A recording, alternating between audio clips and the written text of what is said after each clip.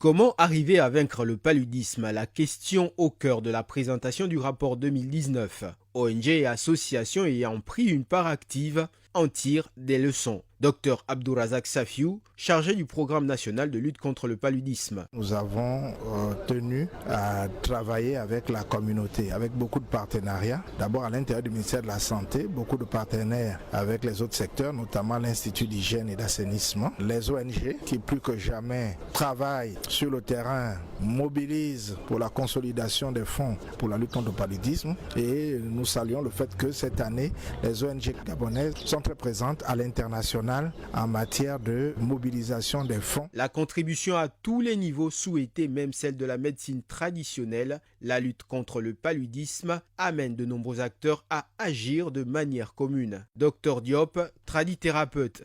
On peut lutter les paludisme dans une solidarité. Et ça veut dire que dans une solidarité, on donne main à main. Au lieu seulement de laisser dans les mains de médecine traditionnelle ou bien dans les médecines modernes, que les deux puissent travailler ensemble pour qu'on puisse gagner.